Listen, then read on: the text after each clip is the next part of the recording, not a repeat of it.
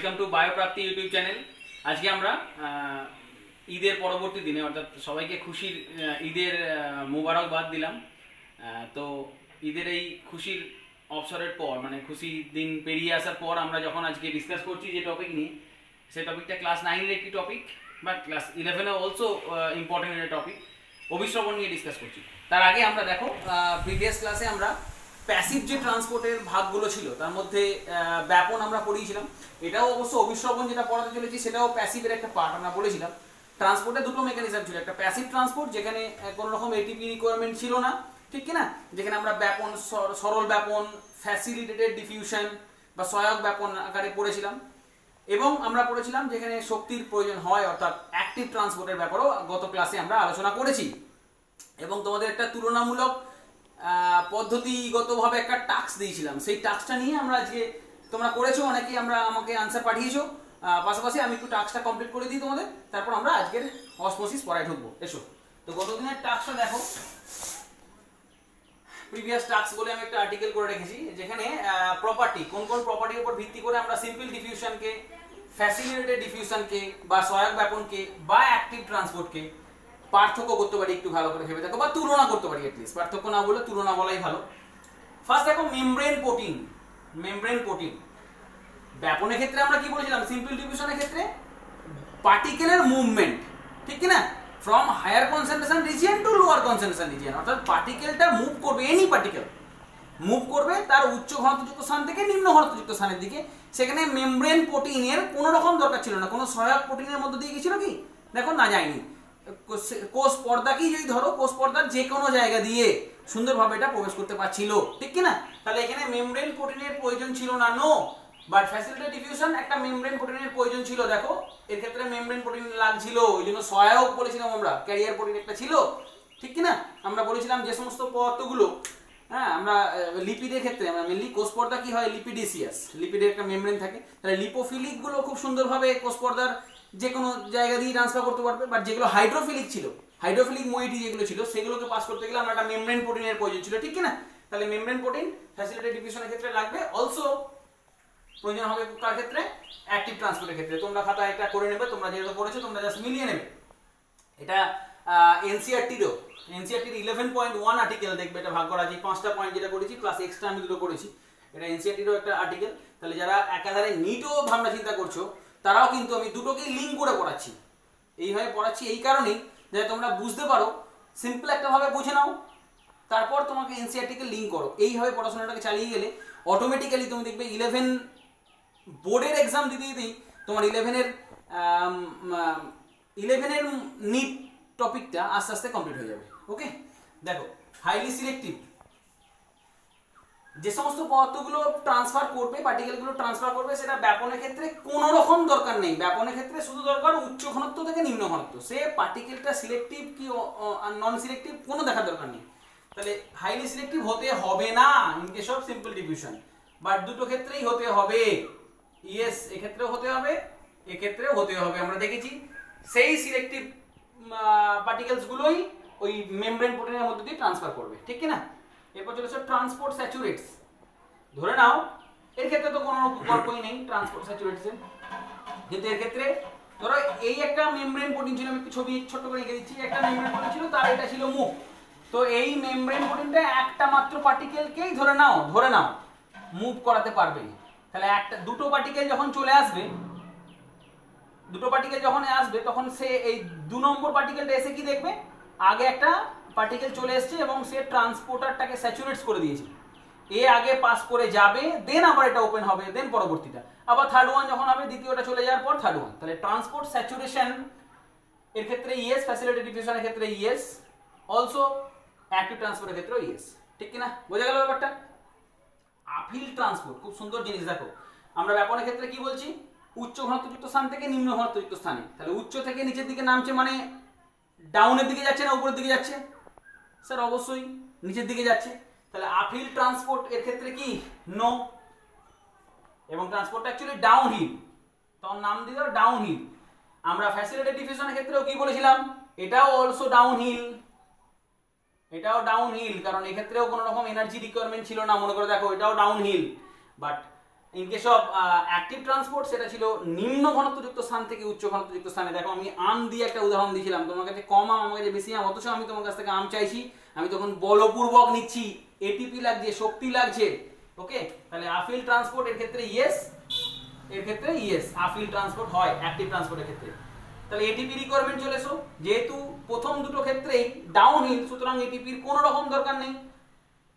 Simple ডিফিউশনও no, facilitated ডিফিউশনও এটিপির কোনো রকম দরকার নেই, বাট এর ক্ষেত্রে এটিপির দরকার আছে, এটিপির প্রয়োজন আছে, শক্তির প্রয়োজন আছে। নেক্সট দুটো পয়েন্ট দেখো আমি এক্সট্রা লিখেছি, এগুলো এনসিইআরটি 11.1 আর্টিকেলে তুমি পাবে যখন ট্রান্সপোর্টিং চ্যাপ্টারটা খুলবে, প্লান্টস চ্যাপ্টারটা খুলবে। তারপর দেখো ক্যারিয়ার প্রোটিন আর ইনহিবিটরি এফেক্ট। ক্যারিয়ার প্রোটিন প্রথমটা ক্ষেত্রে লাগছে না স্যার, দ্বিতীয়টা ক্ষেত্রে হ্যাঁ স্যার লাগছে, ক্যারিয়ার প্রোটিন লাগে। ওকে, থার্ড ওয়ানের ক্ষেত্রেও ক্যারিয়ার প্রোটিন লাগে। ওকে, তারপর দেখো ইনহিবিটরি এফেক্ট, এটা খুব সুন্দর একটা পয়েন্ট, খুব সুন্দর একটা পয়েন্ট। এই ধরনের টার্মটা তোমরা এনজাইমে গিয়েও পড়বে, আমি পড়াবো তোমাদের, এনজাইম যখন পড়াবো দেখতে পাবে এনজাইমের এরকম একটা টার্ম। আর এটাও ঠিক অনেকটা এনজাইমের মতনই, যেটা বললাম। হ্যাঁ, এই ধরো মেমব্রেন প্রোটিনটা তার মুখটা দেখো এরকম ধরনের আছে, রাউন্ডেড ওপেন এন্ডটা আছে। ধরো একটা কোনো রাউন্ড মেটেরিয়াল এলো, ধরে নাও আমি এই গ্রিন কালারের যে বস্তুটা আঁকলাম, এটাকে ট্রান্সফার করতে হবে, কিন্তু যে বস্তুটা এসে গেছে এটা এসেছে, কালো রঙের যে বস্তুটা আঁকছি সেটা অ্যাকচুয়ালি এর মতনই, কিন্তু একে ট্রান্সফার করতে হবে না, কালোটাকে ট্রান্সফার করতে হবে না, আমার দরকার এই গ্রিন পার্টিকেলটাকে ট্রান্সফার করা। কিন্তু কালো পার্টিকেলটা এমনই এর মতো সাইজের বা এর মতো দেখতে, তাই কালো পার্টিকেলটাই এর সঙ্গে যুক্ত হয়ে যাবে, আর এ ভুলবশত একে ট্রান্সফার করে দেবে। যে পার্টিকেলটা ট্রান্সফার করার দরকার সে গেল না, অন্য একটা পার্টিকেল চলে গেল। তাহলে এই পার্টিকেলটা, এই কালো রঙের পার্টিকেলটা এই গ্রিন পার্টিকেলটার সাপেক্ষে কি করলো, ইনহিবিটরি বাধা দিল তার ট্রান্সফারটাকে, ঠিক কি না? তাহলে এই কালো পার্টিকেলটা, কালো রঙের যে পার্টিকেলটা আমি করেছি সেটা সবুজ পার্টিকেলটাকে প্রবেশ করতে দিল না, ইনহিবিটরি, ইনহিবিটরি মানে বাধা দেওয়া। ওকে, বুঝতে পারলে? তাহলে ইনহিবিটরি এফেক্ট এর ক্ষেত্রে থাকতেই পারে, এর ক্ষেত্রে ইয়েস, এবং এর ক্ষেত্রেও অলসো ইয়েস। তাহলে এই মোটামুটি আমরা একটা কম্পারেটিভ অ্যাকাউন্টে আমরা ভাবতে পারলাম, বা ভাবতে সুবিধা হলো আমাদের সিম্পল ডিফিউশন, ফ্যাসিলিটেড ডিফিউশন এবং active transport. Now we move into hour today's topic, osmosis. Clear হলো বিষয়টি? নাও অসমোসিস বা অভিস্রবণ। ওকে, এই অভিস্রবণটা বলার আগে, অভিস্রবণ তো পড়াবো, তার আগে তোমাদেরকে একটা কথা বলে দিই, তাহলে তোমাদের ভাবতে সুবিধা হবে টপিকটা।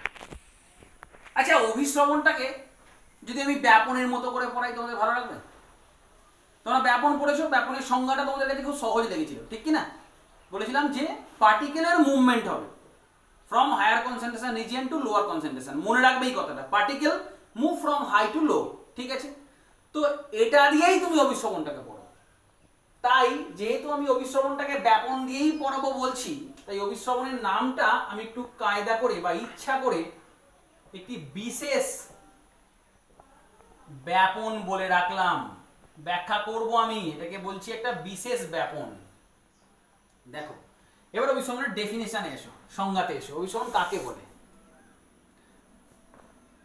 যে প্রক্রিয়ায়, সুন্দর করে তোমরা লিখেও নেবে, যে প্রক্রিয়ায়, খুব ইম্পর্টেন্ট লাইন এখন লিখতে চলেছি, দুটি ভিন্ন ঘনত্বের কিন্তু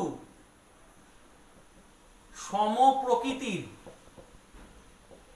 দ্রবণ, দুটি ভিন্ন ঘনত্বের কিন্তু সমপ্রকৃতির দ্রবণ, অর্থাৎ হাই কনসেন্ট্রেশন লো কনসেন্ট্রেশন দুটো ভিন্ন ঘনত্ব হবে, কিন্তু তার মানে এই নয় যে তুমি চিনির দ্রবণ নিয়েছো একটাতে আর একটা নুনের দ্রবণ নিয়ে অভিশমন করছো, না।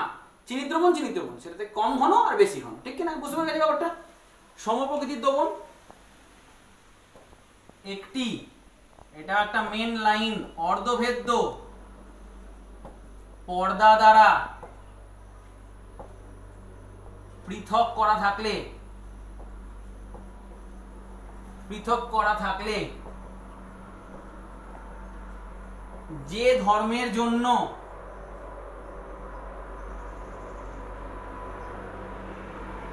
কম ঘনত্বের দ্রবণের দ্রাবক বেশি ঘনত্বের দ্রবণে প্রবেশ করে এবং সম ঘনত্বযুক্ত দুটি দ্রবণে পরিণত হয় তাকে অভিস্রবণ বলে। দেখো তো সংজ্ঞাটা বুঝতে পেরেছো কিনা? যে প্রক্রিয়া দুটি ভিন্ন ঘনত্বের, এটা বলে দিলাম। সমপ্রকৃতির মানে বুঝতে পেরেছো, ব্যাখ্যাটা করে দিয়েছি। অর্ধবেদ্য পর্দা দ্বারা, এখন অর্ধবেদ্য পর্দা বলতে গিয়ে আমরা এখানে কয়েকটা আর্টিকেল শিখিয়ে দিই। এটা নোট করো পাশে খাতার ডান দিকে। আমরা যেটা বলি, মেমব্রেন চার রকমের হয়। একটা ভেদ্য পর্দা বা পারমিয়েবল মেমব্রেন। আমরা পর্দার মধ্যে কোনটা মেমব্রেন হবে, কোনটা অর্ধবেদ্য হবে বা সেমি পারমিয়েবল হবে, এটা বিচার করি কাকে দিয়ে? সলিউট আর সলভেন্টকে দিয়ে। ধরো নাও আমি এটাকে করেছি সলিউট, সলিউট মানে দ্রাবক, আর এটা ধরেছি সলভেন্ট মানে দ্রাবককে দিয়ে। এখন বলবো স্যার এটা দিয়ে কি বিচার করবেন? যে পর্দার মধ্যে দিয়ে সলিউটও যেতে পারে সলভেন্টও যেতে পারে তাকে আমরা বলি ভেদ্য পর্দা। এক্সাম্পল লিখে রাখো, কোষ প্রাচীর। আমরা সংজ্ঞাটা থেকে একটু বেরিয়ে এলাম, অর্ধবেদ্য পর্দা নিয়ে ডিসকাস করছি। দেখো পর্দা চার রকমের পর্দা বলছি, ভেদ্য পর্দা আর অভেদ্য। বুঝতেই পারছো, যখন কোনোটাই ভেদ্যতা পাবে না, কি সলিউট কি সলভেন্ট, কোনোটাই যেতে পারবে না, যেমন পলিথিন পেপার, তখন তাকে বলা হচ্ছে কি? অভেদ্য পর্দা। 3 নম্বর চলে যাও, অর্ধভেদ্য। নাম শুনে বুঝতে পারছো নিশ্চয়ই, অর্ধেক জন যাবে অর্ধেক জন যাবে না। অর্থাৎ সলিউট যেতে পারবে না, কিন্তু সলভেন্ট চলে যাবে খুব সহজেই। তাহলে যে পর্দার মধ্যে দিয়ে সলভেন্ট বা দ্রাবক চলাচল করতে পারবে কিন্তু কোনো দ্রাবক চলাচল করতে পারবে না, দ্রাবক, তাকে বলা হয় অর্ধবেদ্য পর্দা। যেমন পার্চমেন্ট পেপার, ওকে, হ্যাঁ, অর্ধবেদ্য পর্দার উদাহরণ। বা ডিমের খোসা, অনেক সময় দেখবে ডিম সিদ্ধ করলে ডিমের খোসার শক্ত খোসাটার ভেতর দিকে একটা পাতলা আঁশের মতো আস্তরণ থাকে না, সেটাকেও বলা হয় অর্ধবেদ্য পর্দার উদাহরণ। ওকে, আর লাস্ট পাচ্ছ তুমি একটা খুব ইম্পর্টেন্ট, দেখো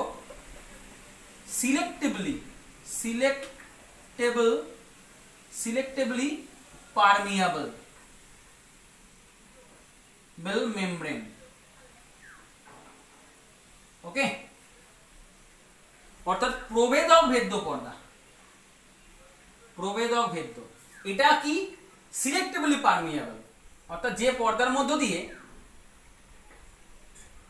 সলভেন্ট কোন রকম ভাবে সমস্যা নেই, সলভেন্ট চলে যাবে, এবং সলিউট কিছু নির্বাচিত, এই কথাটা খুব ইম্পর্টেন্ট, কিছু নির্বাচিত সলিউট, নির্বাচিত কথাটা খুব ইম্পর্টেন্ট। কোষ যেটা মনে করবে সেই সলিউটকে ট্রান্সফার করা যাবে। তাহলে অর্ধবেদ্যর সঙ্গে প্রবেদক ভেদ্যের একটু সামান্য ডিফারেন্স আছে। অর্ধবেদ্যে সলিউট একদমই যেতে পারছিল না, শুধু সলভেন্ট যাচ্ছিল, সেই জন্য অর্ধবেদ্য বলেছিলাম। ওকে, পার্চমেন্ট পেপার সিলেক্টিভলি পারমিয়েবল বা প্রবেদক ভেদ্য কি বললাম? যে পদার্থের মধ্যে দিয়ে সলভেন্ট যাবে, ফাইন, এবং কিছু নির্বাচিত সলিউট যাবে, সব সলিউট না, কিছু নির্বাচিত সলিউট। তাহলে এটাকে বলতে পারো তুমি বিশেষ একটা প্রকার অর্ধবেদ্য। ওকে, যেমন উদাহরণ করে রাখো কোষ পর্দা। যাই হোক, তাহলে আমরা এখন ডিসকাস করছি কাকে নিয়ে? এই অর্ধবেদ্য পর্দাকে নিয়ে, এই অর্ধবেদ্য পর্দাকে নিয়ে। তাহলে যে পর্দার মধ্যে দিয়ে তুমি বুঝতেই পারলে শুধুমাত্র দ্রাবক যাবে। আবারও বলছি, এবার দ্রাব ব্যাপারটা বলে দিই। দ্রাব, ধরো একটা চিনির শরবত বানিয়েছো, সেখানে জলটা হলো দ্রাবক আর যেটা চিনিটা হলো দ্রাবক, আর যেটা তৈরি হলো সেটাকে বলা হয় সলিউশন বা দ্রবণ, ঠিক কিনা? ওকে, ফাইন, চলে এসো। তাহলে এটা নিশ্চয়ই সবার হয়ে গেছে, মুছে দিলাম। তাহলে যেটা বলছিলাম আমি, অর্ধবেদ্য পর্দা দ্বারা পৃথক করা থাকলে যে ধর্মের জন্য কম ঘনত্বের দ্রাবক, কম ঘনত্বের দ্রবণের দ্রাবক বেশি ঘনত্বের দ্রবণে প্রবেশ করে। স্যার এই জায়গাটা তো গুলিয়ে গেল, আপনি এইমাত্র বললেন ব্যাপন দিয়ে পড়াবেন, অর্থাৎ আমরা ভাবছি কোথায় বেশি থেকে কমের গল্প পাবো, আপনি এখানে তো উল্টো করে দিলেন, মাথা তো গন্ডগোল করে দিলেন। কম ঘনত্বের দ্রবণের দ্রাবক বেশি ঘনত্বের দ্রবণে যাচ্ছে, অর্থাৎ যদি এটাকে একটা নিন, এটা হচ্ছে আমার অর্ধবেদ্য পর্দা, এই এ আর বি আমার দুটো সলিউশন, দেখো আমি আলাদা করে রেখেছি, অর্ধবেদ্য পর্দা দিয়ে আলাদা করে রেখেছি সলিউশনটাকে। হ্যাঁ, আমি লাল কালারে যেগুলো করছি সেগুলো হচ্ছে আমার সলিউট, নাম্বার অফ সলিউট, তুমি বুঝতেই পারবে কোনটায় বেশি। নাম্বার অফ সলিউট, আচ্ছা এটাকে আমি কম করলাম, সলিউট কম করেছি, তো মোটা করে দিই তাহলে ব্যাপারটা আরো বুঝতে সুবিধা হবে তোমাদের। আর নাম্বার অফ সলিউট তুমি দেখতে পাচ্ছ বি যে সলিউশনটা সেটা তো অনেক বেশি, অর্থাৎ এটা হাই কনসেন্ট্রেশন, বিটা দেখেই বুঝতে পারছো হাই কনসেন্ট্রেশন, এটা লো কনসেন্ট্রেশন, ঠিক কি না? স্যার আমরা বলছি কম ঘনত্বের দ্রবণের দ্রাবক, কম ঘনত্বযুক্ত দ্রবণ কোনটা? এ। কম ঘনত্বের দ্রবণের দ্রাবক কোথায় যাচ্ছে? দ্রাবক মানে কি? জল, জলটা, জল দিয়ে যদি আমি বলি তাহলে জলটা এ সেল থেকে কোথায় যাবে? এ সেল থেকে কোথায় যাবে? বি সেলে যাবে। এ সেল থেকে কোথায় যাবে? বি সেলে যাবে এবং সমঘনত্বের দ্রবণে পরিণত হবে। এটা হচ্ছে অভিস্রবণের সংজ্ঞা। তোমার এখন সমস্যাটা হলো স্যার আপনি ব্যাপন দিয়ে বলেছিলেন বেশি থেকে কমের দিকে কেন যাচ্ছে না? একটু ভাবো তো ডিপে, একটু ডিপলি ভাবো, একটু ভালো করে ভাবো, দেখো ঠিক বেশি থেকে কমের দিকেই যাচ্ছে। কিভাবে ভাববে? ভাবনাটা একটু চেঞ্জ করো। আমরা বলেছিলাম ব্যাপনে মনে করো পার্টিকেলের মুভমেন্ট, পার্টিকেলটা মুভ করবে ফ্রম হাই টু লো। এখানে পার্টিকেল কোনটা মুভ করছে? কি পার্টিকেল? স্যার দ্রাবক। এখানে যে মুভমেন্ট করছে সেই পার্টিকেলটার নাম কি? দ্রাবক বা সলভেন্ট। সলভেন্ট পার্টিকেলের মুভমেন্ট হচ্ছে।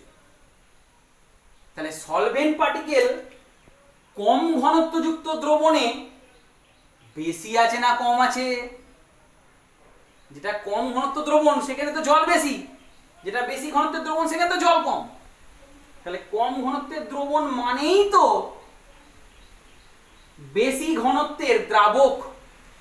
যে যাচ্ছে তাকে দিয়ে ভাবো, দ্রাবক যাচ্ছে, দ্রাবক যাচ্ছে। আমরা বলছি কম ঘনত্বের দ্রবণ থেকে বেশি ঘনত্বের দ্রবণে, দ্রবণ দিয়ে ব্যাখ্যা করতে গিয়ে আমি যদি বলি দ্রাবক যাচ্ছে, অ্যাকচুয়ালি দ্রাবকের বেশি থেকে দ্রাবক কম অঞ্চলের দিকে, যেটা তোমাদের এনসিইআরটি-তে উল্লেখ করা আছে এইভাবে। এনসিইআরটি-তে উল্লেখ করা আছে এইভাবে, the transfer of solvent particle,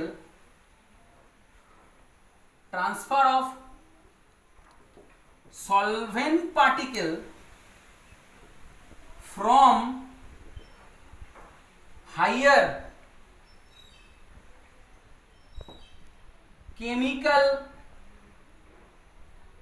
potential to low chemical potential,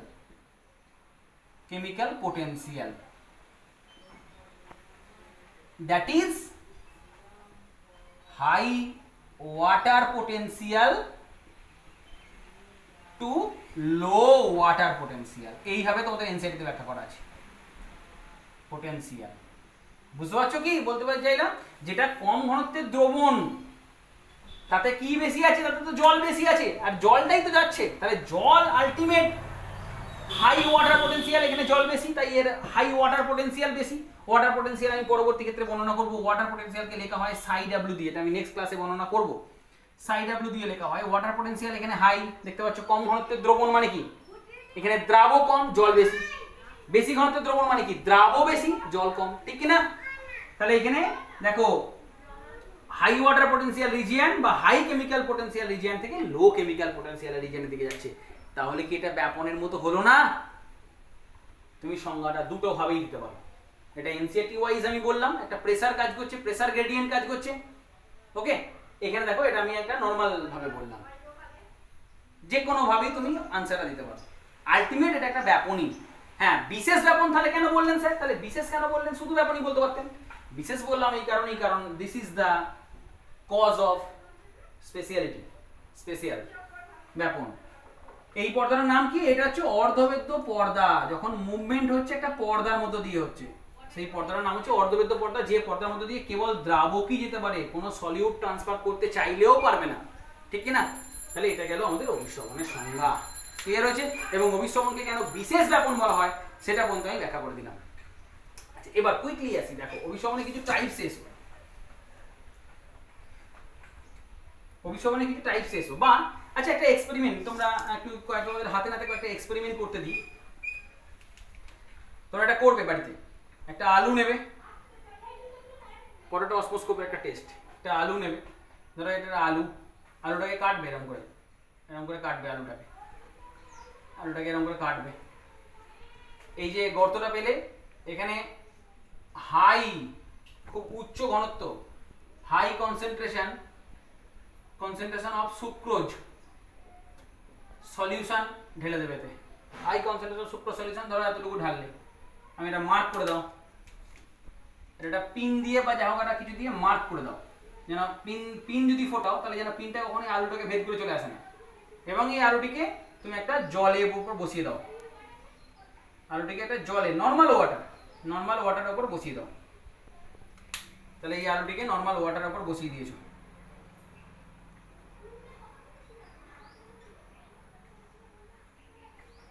ঠিক আছে, নর্মাল ওয়াটারের উপর বসিয়ে দিয়েছো। ওকে,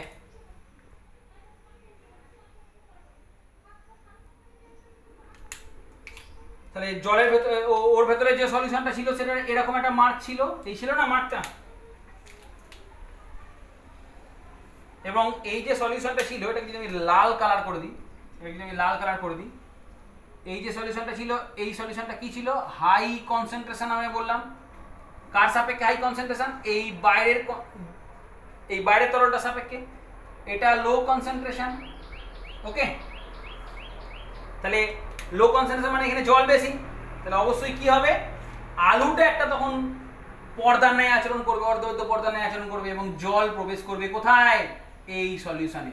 কিছুক্ষণ পর, 1 ঘন্টা রেখে দাও, কিছুক্ষণ পর দেখবে অটোমেটিক ওয়াটার লেভেলটা কি হয়ে গেছে? হাই হয়ে গেছে, ঠিক কি না?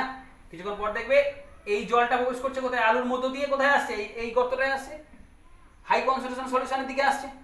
হাই কনসেন্ট্রেশন অফ সলিউশন মানে কি? ওখানে লো ওয়াটার পটেনশিয়াল, এখানে পিওর ওয়াটার, তাহলে ওয়াটার পটেনশিয়াল এখানে হাই, তাহলে হাই ওয়াটার পটেনশিয়াল থেকে লো ওয়াটার পটেনশিয়ালের দিকে যাচ্ছে এবং তাহলে অটোমেটিক তরলটা কি হচ্ছে? তরলটার পরিমাণ বাড়ছে। কিছুক্ষণ পর দেখবে যেখানে পিন গেড়েছিল তার থেকে উঁচু দিকে উঠে গেছে জলটা। এটাকে বলা হয় পটেটো অসমোস্কোপ বা পটেটো অসমোমিটার একটা পরীক্ষা, যার দ্বারা তুমি অভিসরণ বুঝতে পারবে। ওকে, এটা তোমরা হাতে হাতে করবে বা করার চেষ্টা করবে, তোমাদের প্র্যাকটিক্যাল আছে, 11 এর প্র্যাকটিক্যাল এটা। ওকে, আচ্ছা, এরপর একটা জিনিস বলি, এই অসমোসিসের সঙ্গে জড়িত একটা অসমোটিক প্রেসার সংক্রান্ত একটা বিষয় বলি। অসমোটিক প্রেসার এটা বলি আজকে আমরা এটা পড়াটা শেষ করব। অসমোটিক প্রেসার দেখো, ঠিক একই রকম এক্সপেরিমেন্ট একটু অন্যভাবে করো, একটা ফানেলের মতো একটা জিনিস নাও, হ্যাঁ, যেটা এই মুখটাতে একটা ডিমের ওই পার্চমেন্ট পেপারটা আছে, ডিমের পেপারটা আছে, যেটা অর্ধবেদ্য পর্দাটা আছে। তো এটাকে একই রকম ভাবে একটা জলে ডিপ করো এবং এর ভেতরে, এটা আমার অর্ধবেদ্য পর্দাটা, এটা আমার সেমি পারমিয়াবল মেমব্রেন, যেটা আমি বলেছি ডিমের পর্দাটাকে ইউজ করেছি, অর্ধবেদ্য পর্দাটাকে ইউজ করেছি। এবং এখানে অবশ্যই হাই কনসেন্ট্রেশন আমি সুক্রোজ সলিউশন নিয়ে নিয়েছি, এখানে হাই কনসেন্ট্রেশন আছে সুক্রোজ সলিউশন নিয়ে নিয়েছি। একই রকমের পরীক্ষা দেখো, দেখতে পাচ্ছ এখানে কি আছে? এখানে পিওর ওয়াটার আছে, ডিস্টিল ওয়াটার আছে, ডুবিয়ে রেখেছি, মানে লো কনসেন্ট্রেশন, মানে এর সাপেক্ষে লো কনসেন্ট্রেশন, বুঝতেই পারছো।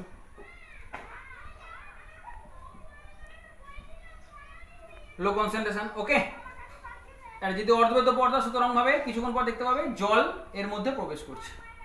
জলের মধ্যে কি হচ্ছে? জলের মধ্যে সুন্দরভাবে প্রবেশ করবে এবং ধরো এতখানি পর্যন্ত প্রথমে ছিল, ওয়াটার লেভেলটা হাই করে কোথায় উঠে যাবে? ওয়াটার লেভেলটা হাই করে এই জায়গায় উঠতে থাকবে। ওয়াটার লেভেলটা এখন প্রাথমিকভাবে ফার্স্ট এখানে ছিল, এখন ওয়াটার লেভেলটা রাইজ করেছে, এটা নাও ফাইনাল স্টেটে গিয়ে এই জায়গায় এসেছে। এখন বলছেন স্যার এই পরীক্ষাটা আপনি কেন দেখাচ্ছেন? কারণ আমি এখানে দেখা করতে চলেছি, এবার দেখো জলটা প্রবেশ করছে, এবার যদি আমি একটা প্রেসার অ্যাপ্লাই করি, এখানে একটা যদি প্রেসার দিই, একটা এক্সটার্নাল প্রেসার আমি এখানে দিলাম, এক্সটার্নাল একটা প্রেসার দিলাম, চাপ দিলাম, তাহলে তখন এই জলের আর ফ্লোট, এই যে জলের ইনওয়ার্ড মুভমেন্টটা ছিল, তখন এটা কি হবে? ব্যাহত হবে। ভালো করে বুঝো, যখন একটা চাপ দিচ্ছি তখন অটোমেটিক্যালি এই মুভমেন্টটা কি হবে? এই মুভমেন্টটা ব্যাহত হবে, বাধাপ্রাপ্ত হবে। তাহলে যে এক্সটার্নাল প্রেসারের দরুন ভালো করে বোঝো, এটা এনসিইআরটির একটা টপিক তোমাদের পড়িয়ে দিলাম খুব অন্যরকম ভাবে, সহজ ভঙ্গিমায়। দেখো, যে এক্সটার্নাল প্রেসারের জন্য the inward movement of water, the inward movement of solvent inhibit করে যায়, প্রিভেন্ট করে যায়, স্টপ করে যায়, তাকে বলা হয় osmotic pressure. Osmotic pressure, SSURE, osmotic pressure. তাহলে যে এক্সটার্নাল প্রেসারের জন্য অসমোসিস বা ইনওয়ার্ড মুভমেন্ট অফ ওয়াটার বা সলভেন্ট স্টপ করে যায়, প্রিভেন্ট করে যায়, বন্ধ হয়ে যায় ইনওয়ার্ড মুভমেন্ট, তাকে বলা হয় অসমোটিক প্রেসার। এই অসমোটিক প্রেসার অসমোটিক পোটেনশিয়াল এর সঙ্গে সমান নিউমেরিক্যালি। অসমোটিক পোটেনশিয়াল, হ্যাঁ, যার জন্য জল মুভ করবে, অসমোটিক পোটেনশিয়ালের সঙ্গে সমান অসমোটিক প্রেসার। নিউমেরিক্যালি আমি বলেছি, সংখ্যাগতভাবে, বাট তুমি সাইন দাও মাই নেগেটিভ।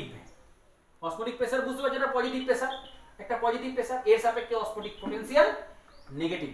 তোমরা নোট করো, খুব ইনফরমেশন, একটা খুব মূল্যবান ইনফরমেশন, এগুলো তোমাদের লাগবে বিভিন্ন নিট এক্সামে। সেটা কি? সেটা কি? The movement of water, the movement of water, এই জলের মুভমেন্ট, মনে রাখবে লো অসমোটিক প্রেসার অঞ্চল থেকে হাই ওপির দিকে যায়। The movement of water always from low osmotic pressure, low OP to high OP, and high osmotic potential to low osmotic potential এর দিকে যায়। এরকম ধরনের কোশ্চেন আছে। তাহলে তোমাদের এই টোটাল পড়াটা থেকে কিছু টাস্ক দিয়ে রাখলাম। সেই টাস্কগুলো কি কি? বিভিন্ন প্রকার পর্দা, বিভিন্ন প্রকার পর্দা সংক্রান্ত টাস্কটা কমপ্লিট করবে এবং উইথ উদাহরণ। ওকে, ডেফিনেশন অফ অসমোসিস, অসমোসিসের সংজ্ঞা। ওকে,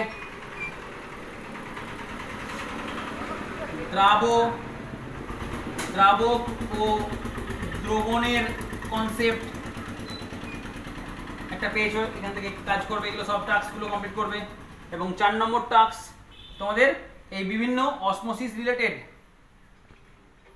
অসমোসিস রিলেটেড এক্সপেরিমেন্ট, এগুলো একটু খাতায় নোট করবে। ওকে, তো এই ধরনের কোশ্চেন্সও আছে এবং এই ধরনের কোশ্চেনগুলোই তোমাদেরকে টাস্ক করে দিলাম, তোমরা এই খাতায় এইভাবে সুন্দরভাবে খাতায় নোট করবে। ওকে, নেক্সট টপিকে, নেক্সট ক্লাসে আমরা গিয়ে প্লাজমোলাইসিস সংক্রান্ত একটা খুব মূল্যবান জিনিস আলোচনা করব। ওকে, তো আজকে আপাতত এটুকুই থাক, এই ক্লাসটা সম্পন্ন করলাম। এর পরবর্তী ক্লাসে আমরা যেটা বলেছি প্লাজমোলাইসিস, এর সঙ্গে রিলেটেড আমরা এই নিয়ে আলোচনা করব। ওকে, প্রত্যেকে ভালো থেকো এবং চ্যানেলটিকে সাবস্ক্রাইব করে নাও। ভিডিওটি ভালো লাগলে অবশ্যই লাইক করবে এবং বন্ধুদের সঙ্গে শেয়ার করো, যাতে তোমার মতো করেই সকল বন্ধুগণ উপকৃত হয় এই লকডাউন পিরিয়ডে। ওকে, প্রত্যেকে ভালো থেকো।